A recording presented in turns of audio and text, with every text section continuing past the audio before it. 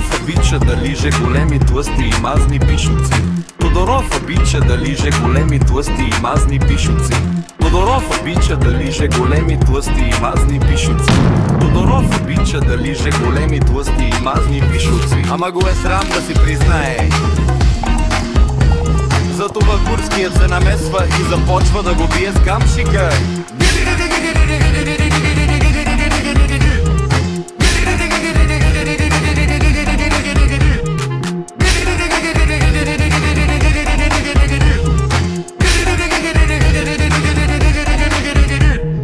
Тодоров пищи като едноетна емоция стили.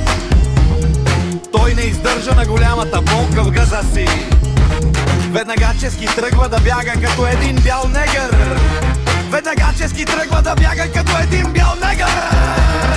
Негърчето бяло, тичка през горичка, янките го стрелят, търсят го за нефт. Негърчето бяло, тичка през горичка, янките го стрелят, търсят го за нефт. След като Тодоров понесе такива жестоки наранявания, умря като на Божен